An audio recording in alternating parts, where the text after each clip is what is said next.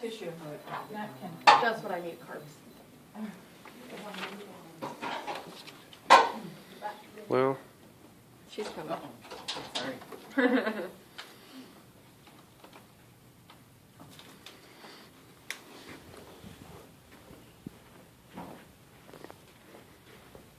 Good morning, everyone.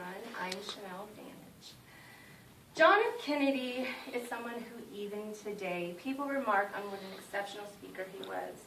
Not only was he our 35th American president, but he plowed the way for the civil rights movement, the space exploration, and he was a fine example of public speaking.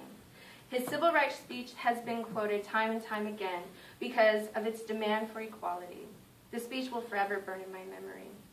John F. Kennedy knew how to speak to the American people in a way that they all stopped to listen to see what he had to say. He also knew how to look the part while addressing an audience, and most importantly, President Kennedy exuded the confidence needed to get up on the stage and speak, which not everyone is capable of doing. Join me as we explore why John F. Kennedy was an exceptional American speaker. Robert Dalich's book reports that John F. Kennedy was born May 29, 1917. He came from a prominent Boston family. His family was Irish Catholics originating in Ireland. Upon coming to America, the Kennedy family became wealthy, and they always seemed to dabble in politics. John was the second out of 9 kids. JFK served in the Navy as a PT boat commander. He once rescued his crew when a Japanese destroyer cut the boat in half. Commander Kennedy had his crew swim 3 hours to a nearby island for safety. He then carved a message on a coconut, and had the native scouts find a coast watcher who sent a rescue boat. After returning home, John graduated from Harvard and published his senior thesis as a book called Why England Slept. In 1946, John won a spot as a U.S. congressional representative from Boston and served 3 terms there. In 1952, JFK ran for Senate and won that as well. John married his wife Jacqueline in 1953 and later had 2 children. John F. Kennedy served as the 35th American president. He was 43 years old. He held presidency from 1961 to 1963. JFK was assassinated in Dallas by Lee Harvey Oswald in November of 1963. John Kennedy had many great speeches, sounding as musical as poetry. People loved the way he spoke. In 1957, he had more than 2,500 speaking invitations, but could only make 144 in 47 different states. Senator Kennedy had a beautiful Senate speech on the man's desire to be free. He said, "The most powerful single force in the world today is neither communism nor capitalism, neither the H-bomb nor the guided missile. It is man's eternal desire to be free and independent." His inaugural speech was only 1,355 words long, impressing commentators. He said, "Now the trumpet summons us again, not as a call to battle, though embattled we are, but a call to bear the burden of a long twilight struggle, a struggle against the common enemies of man, tyranny, poverty, disease, and war." He grouped America as a whole using the word "we" a lot, which is still impressing people today. And he rallied the American people to stand united. John's space exploration speech jump-started that movement as well. He said, "We choose to go to the moon in this decade and do other things, not because they are easy, but because they are hard, because that goal will serve to organize and to measure the best of our energies and skills." JFK was convinced that this route would yield many advantages in technology, economics, and politics.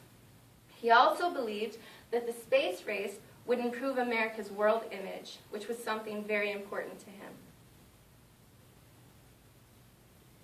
Kennedy's civil rights speech compelled desegregation in America, In David Sneed's book, he says that some say this was his best speech ever, portraying his heartfelt appeal.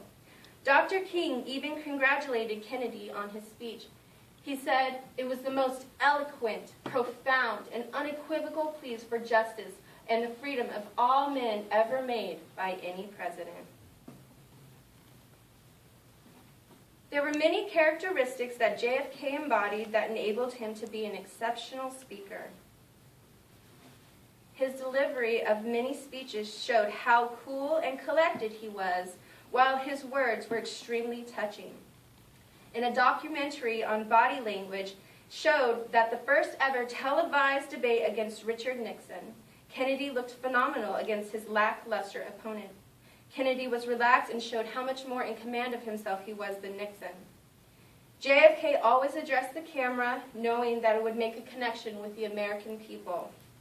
Finally, he gained the initial advantage by addressing his opening statement to the people and his closing statement to the people. JFK's inaugural speech and civil rights speech especially showed how confident and heartfelt he was while addressing the people. In his inaugural speech, he said, "In the long history of the world, only a few generations have been granted the role of defending freedom in its maximum hour of danger. I do not shrink from this responsibility. I welcome it. And so, my fellow Americans, ask not what your country can do for you. Ask what you can do for your country." And in his civil rights speech, JFK also said, "This is one country. It has become one country because all of us and all the people who came here had an equal chance to develop their talents. I think we owe them and we owe ourselves a better country than that." The Global Speaker website says that this man was a master speaker because he knew three important key aspects. JFK spoke with authenticity, exemplifying passion and conviction from the heart.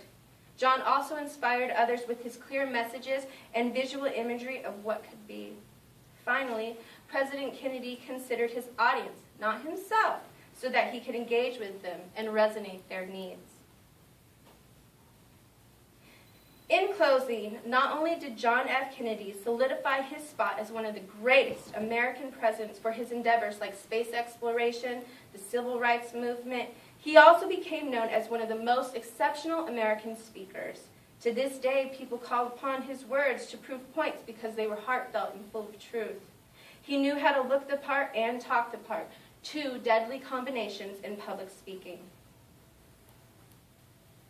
I want to leave you with a piece from Kennedy's civil rights speech that touches my heart and will forever burn in my memory. It states, "I hope that every American, regardless of where he lives, will stop and examine his conscience about this and other related incidents. This nation was founded by men of many nations and backgrounds. It was founded on the principle that all men are created equal, and that when the rights of one man are diminished, the rights of all men are threatened." That gives me goosebumps. How about you? I hope that you can all now see and appreciate John F. Kennedy as an exceptional American speaker. Thank you.